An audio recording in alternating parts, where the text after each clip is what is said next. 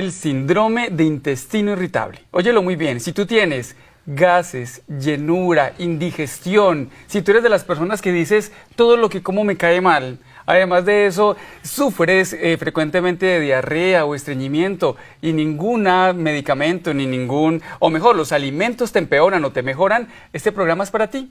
Quiero que estés muy atenta y muy atento porque hoy te vamos a dar soluciones concretas de poder manejar esta gran enfermedad que de hecho es muy común. Las estadísticas son contundentes. De 100 personas, 21 han padecido o tienen el síndrome de intestino irritable. Es decir, que una gran proporción de ustedes que están en casa pueden tener esta enfermedad. Y para eso, a mi mano derecha está nuestro médico internista, el doctor Oscar Emilio, que nos va a hacer una exposición magistral sobre el concepto del síndrome de intestino irritable. Entonces, doctor Oscar Emilio, expliquemos un poquitico qué es el síndrome de intestino irritable y cómo es que el televidente puede identificar si realmente tiene o no tiene esta enfermedad. Ok, entonces es un motivo de consulta muy frecuente, Oscar. Nosotros lo vivimos a diario. Todos los pacientes son diferentes y es una constelación de síntomas los que sufren estos pacientes. Dentro de la presentación clínica hay algunos que pueden ser muy similares, entonces el síntoma cardinal es el dolor o el malestar abdominal.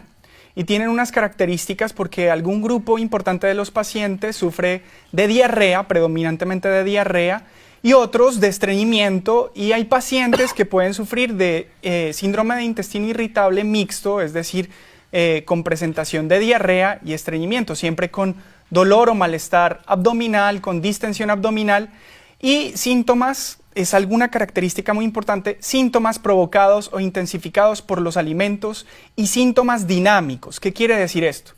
Hay algunas sustancias y hay algunos alimentos que pueden exacerbar los síntomas o desencadenarlos, y hay algunos síntomas que son dinámicos, es decir, cambiantes en el tiempo, pueden ser mucho mayores en algunos momentos, y hay pacientes que se tornan de la diarrea a la constipación o el estreñimiento. Esa es una de las características importantes del síndrome de intestino irritable. Un segundo punto que también es fundamental e importante, además de las características, son los signos de alarma, lo que nosotros reconocemos en la medicina como banderas rojas. Esto es importante reconocerlo porque una de las condiciones para llevar al diagnóstico de intestino irritable es descartar una enfermedad orgánica diferente al síndrome de intestino irritable. Obviamente depende de la población en la que nosotros estemos viendo o estudiando, pero debemos tener en cuenta enfermedades tales como el cáncer de colon o del intestino y enfermedades inflamatorias intestinales como la colitis ulcerativa o microcolitis ulcerativa, la enfermedad de Crohn o la enfermedad celíaca. Entonces, estas son las banderas rojas. Comienzo después de los 50 años, síntomas severos o que progresen inexplicable, pérdida de peso, diarrea nocturna, antecedentes familiares, como ya lo dijimos, de enfermedad inflamatoria o cáncer de colon o enfermedad celíaca, hemorragia rectal o melenas que son deposiciones negras e inexplicable anemia que en los exámenes la reconocemos por pérdida de hierro. Y un tercer punto, también importante, es que el síndrome de intestino irritable se asocia a otras enfermedades, a otras patologías que también son motivo de consulta muy frecuente.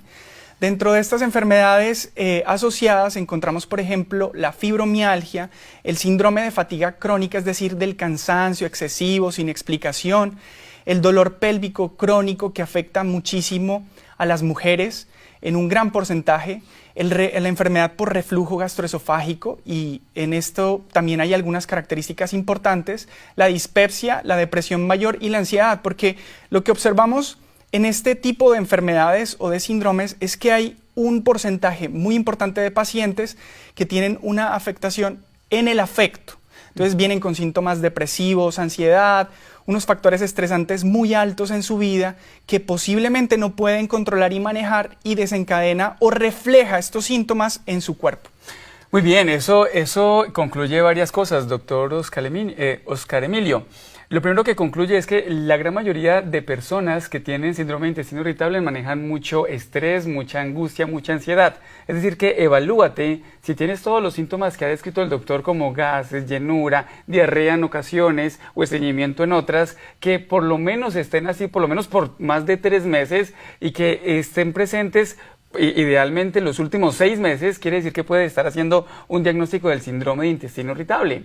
Es por eso que es sumamente importante que tengas en consideración lo siguiente. Primero, signos de alarmas grandes, es decir, tener más de 50 años y comenzar con los síntomas que hemos descrito. Es importante buscar una causa orgánica, como lo hizo el doctor Oscar Emilio. Hacerte una colonoscopia sería ideal, pero aquí es muy importante también reconocer, y esto vamos a estar hablando en el transcurso de la entrevista, sobre cómo los alimentos empeoran o cómo sobre los alimentos mejoran la enfermedad. Pero antes de hablar sobre alimentación, hablemos sobre causas. ¿Cuáles pueden ser las causas más contundentes o más notorias para desarrollar, doctor Oscar Emilio, un síndrome de intestino irritable? Bueno, mira, Oscar, dentro de las teorías que abordan el tema, uno puede leer sobre que hay algunos pacientes que tienen un desequilibrio en la microflora intestinal, otros aumento de la permeabilidad de la barrera intestinal, otros una alteración en el sistema inmunológico, o pueden estar agrupados en esas causas. Y no solo los alimentos pueden alterar o desencadenar los síntomas, también hay varias sustancias que pueden exacerbar o empeorar estos síntomas. Dentro de estos, algunos medicamentos que se consiguen fácilmente en nuestro medio, como antihistamínicos, el calcio, el hierro, el magnesio, o los antiinflamatorios no esteroideos, como el ibuprofeno, el naproxeno. El salvado de trigo, que en un momento lo recomendaban para la constipación y el estreñimiento, podría empeorar, porque es una fibra que no es hidrosoluble y podría desencadenar una inflamación. Antibióticos, antidepresivos, antiparkinsonianos, medicamentos antipsicóticos, medicamentos para la hipertensión, diuréticos, metformina y otros medicamentos como el tramadol o medicamentos para el dolor que podrían empeorar o exacerbar los síntomas. Muy bien, también alimentos, ¿no? Desde el punto de vista médico es muy importante reconocer de que hay alimentos que lo empeoran. Hay un concepto muy interesante desde el punto de vista del síndrome de intestino irritable, y de hecho se han hecho muchos estudios sobre el concepto, que se llaman los FODMAPs, que tú puedes encontrar mucha información, como lo vemos en la pantalla en el televisor. Vemos que hay alimentos que empeoran el síndrome de intestino irritable porque son ricos en FODMAPs. En palabras criollas, los FODMAPs son los azúcares reductores, o mejor, el azúcar que cuando llega al intestino se fermenta. Es decir, si tú padeces de síndrome de intestino irritable, no consumas los siguientes alimentos. El primero es el trigo. Todo lo que tiene que ver con panadería, pan, buñuelo, pan de bono, muy seguramente puede producir más gases, llenura y pesadez. La lactosa, obviamente, que está presente en la leche. Alimentos como, por ejemplo, son algunas frutas, por ejemplo, las manzanas, el aguacate, las fresas, leguminosas como los garbanzos, verduras como, por ejemplo, es el brócoli. Son, digamos, factores que pueden empeorar o desencadenar básicamente lo que son los del síndrome de intestino irritable. Pero aquí quiero ser contundente en lo siguiente.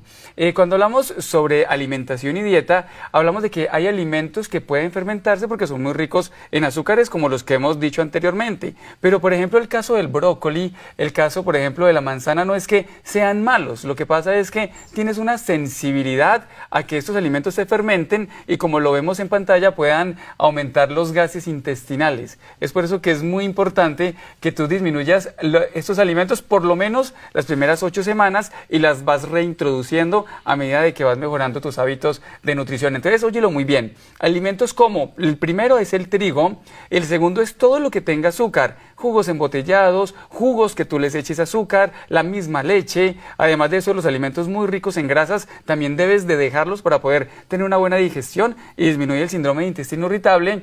Y junto con esto, algunas frutas, entre ellas se destacan la manzana, se destaca la pera, se destaca también las fresas, las cerezas, que pueden ser alimentos que te pueden predisponer para más gases y más llenura, y además de eso mucha más pesadez. Bueno, doctor Oscar Emilio, desde el punto de vista del tratamiento, la medicina interna, ¿cómo maneja el síndrome de intestino irritable? Hemos hablado sobre alimentación saludable, pero el ejercicio, la vida tranquila, ¿y qué medicamentos suelen ser los que más se recomiendan para esta enfermedad? Entonces, mira, hay algunas alternativas que ya están estudiadas, ¿cierto? Y es de los que hablamos todos los días. Tú sabes que nosotros enfatizamos mucho en estilos de vida saludables. Y enfatizando en estilos de vida saludables es indiscutible hablar del ejercicio. Y es que el ejercicio contribuye con la motilidad intestinal, sobre todo sirve mucho para esos pacientes que tienen el síndrome de intestino irritable en el que predomina el estreñimiento, por ejemplo. 20 minutos de caminata, 20 minutos de trote todos los días va a mejorar muchísimo el rendimiento de esos síntomas. La dieta, ya hablamos muchísimo sobre la dieta, el concepto de los food maps, es decir, alimentos que sean o que tengan bajo contenido de azúcares que se puedan fermentar y producir gas en el intestino. Mira que el 90% de los pacientes con síndrome de intestino irritable tienen alguna alteración de sus síntomas por las comidas, por alimentos. Lo que nosotros hacemos en consulta es decirle, mire, usted lleva con esta enfermedad mucho tiempo, nadie se conoce mejor que usted, aprenda a consumir los alimentos que no le hacen daño y a dejar a un lado aquellos alimentos que usted ya ha identificado y que le hacen daño, porque las listas son gigantescas, son inmensas, y reemplazarlos por aquellos que tengan el mismo contenido nutricional y que sepan bueno, porque aquí se trata es de comer bueno. Ahora hay unos tratamientos que nosotros planteamos en la consulta, unos que son disponibles para el público general. Uno muy frecuente es la fibra, ¿cierto? La fibra hidrosoluble, una fibra húmeda, que nosotros llamamos fibra húmeda, tiene estudios, es la que pueden ver ustedes en la tabla, a la izquierda de la tabla. Esta fibra la pueden conseguir libremente y pueden consumir 1 o 2 grajeas al día, va a disminuir sobre todo los síntomas de constipación y disminuir el dolor, podría producir distensión y podría producir diarrea también. Existen los laxantes ya para aquellos pacientes que han empeorado en sus síntomas y que tienen una condición muy severa de la constipación o el estreñimiento. Los antidiarreicos, aquellos pacientes que sufren de diarrea persistente también, pero que tienen síntomas severos, no pueden controlar con su dieta. Los probióticos, cierto que han sido muy cuestionados, también tienen estudios en síndrome de intestino irritable y lo avalan las guías internacionales. Algunos pacientes mejoran del dolor, de la constipación sobre todo, podrían producir diarrea. También dentro de los prescritos por los médicos, los medicamentos que nosotros formulamos dependiendo de la severidad y de los fenotipos, es decir, de las características que tenga el paciente y que nos comente en la consulta, podemos escoger medicamentos como antidepresivos. Hay antidepresivos que en ese caso nosotros usamos la reacción adversa. Entonces, si el antidepresivo produce constipación, lo vamos a usar para los de diarrea y los que producen diarrea para los de estreñimiento. Muy bien, entonces es muy variado el tratamiento. Si nos vamos a la medicina nutricional, como lo hemos hablado, una alimentación saludable y equilibrada, evitando los alimentos ricos en azúcares, sería una gran opción. Entonces, aquí vienen cosas también como para redondear el concepto, lo siguiente. Lo primero, no tienes por qué estar sufriendo de síndrome de intestino irritable y tan solo estar tomando medicamentos para el manejo del dolor. Hay muchas cosas que podemos hacer adicional para curar tu problema. Tú puedes ser saludable, solamente decide cambiar el día de hoy para poder que se te calmen esos síntomas o que te cures de los síntomas de llenura, gases, pesadez e indigestión. Estudios científicos también avalan la acupuntura como una opción terapéutica de la medicina alternativa, excelente opción natural para ayudarte a combatir el dolor y la inflamación, la misma terapia neural, el uso de los probióticos como dice el doctor Oscar Emilio Díaz, también es una excelente opción para ti que quieres curarte del síndrome de intestino irritable, mejorar la parte emocional, estar mucho más tranquila, entregarle todos los problemas a Dios y junto con esto salir adelante también es muy importante para que puedas mejorar de tu problema de síndrome de intestino irritable. Recordarte de que la alimentación es importante, la actividad física es importante y lo más importante, si tú te quieres curar, decide cambiar. Si quieres iniciar este 2025 con el pie derecho, comenta yo. Y te envío la invitación a la clase gratuita, donde vas a aprender cómo elegir los mejores alimentos del supermercado para que puedas mejorar tu salud y bajar de peso por tu propia cuenta. Luego de comentar, te enviaré la invitación a tus mensajes.